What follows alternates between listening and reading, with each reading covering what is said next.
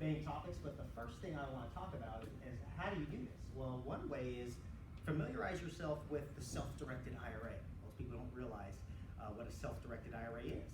Well, it's really no different type of IRA than any other IRA out there, and why would that be beneficial to you as maybe a real estate investor looking for private capital? Well, the largest source of America's retirement is IRAs. There's $8 trillion sitting in IRAs alone. Okay. Retirement accounts combined, when you throw in 401ks and 403bs and all those on top of it, there's $28 trillion sitting out there in an accessible capital, yet most real estate investors don't think about tapping into that. They only think about going to a bank and applying for a loan or going to a hard money lender. So the more you can understand about the self-directed IRA, the more you can educate yourself about it, the more you'll be able to go out there and talk to people about it, because only about 5% of Americans even understand what it is, and you'll be one of those, that 5%. Now, I can't tell you the way to tap into it is just come educate yourself, and our education is free. It doesn't cost anything. How many times has anybody walked up to you and offered you something for free and you didn't take it? Well, the education is free, and I think the education is the first part of this that you need, because you need to prepare yourself for when you run into people that have retirement money. One of my favorite quotes is, success comes when preparation, or when opportunity needs preparation. So the preparation in this is the education. And anybody can do this, by the way. I have a story about one of our clients, Tom. Tom started out in real estate, didn't have much money to work with. I think he said $2,400 to his name when he first started in real estate. And he had left his job to become a real estate investor.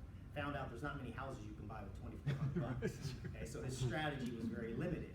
So what did he do? He actually started hearing about these Quest classes that they were doing, right here in Houston. So he started coming to some classes, started educating himself about how these self-directed IRAs work, and found out a lot of people that have retirement accounts don't want to go and be the active part of real estate. They just want to be the passive part. They want to loan their money secured by real estate and just get an above average return without doing any work. Once he started putting those pieces together, now fast forward in time, Tom's buying 62 pieces of real estate a year without any use of his own money, using all retirement money, all from people that he had met and networked with over the years. And that's the number two thing. Is once you educate yourself, go out there and network, because raising private money through IRAs, it's a relationship business. You can't walk into a local office and just say, hey, got any IRA lenders for me? You have to go out there and meet people. And there's a lot of different ways you can meet people. Quest classes is one of them. Any of your local RIAs, go look at your meetup.com. There's a lot of real estate investor meetups that you can go out there. We even do a IRA financial fund cruise.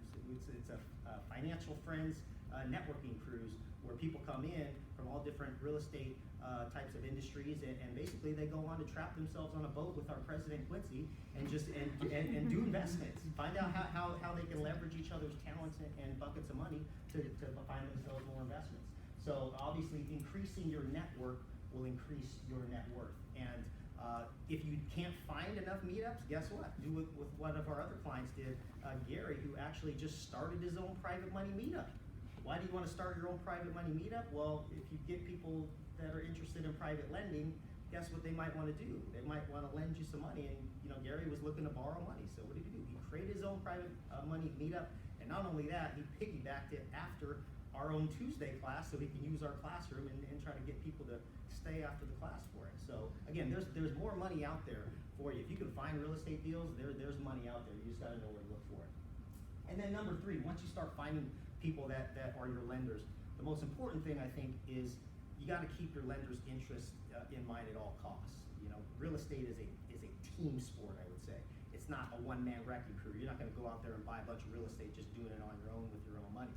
But when you do find some lenders that you work with, is make sure that you're creating win-win scenarios for not only yourself but for them too. Because when you make them money, they're going to be more willing to do more business with you and refer you to friends. One of the funniest stories that I can think of is back to Tom. I was talking to Tom a couple weeks ago, and he had a funny story as I was asking him about how his business was going.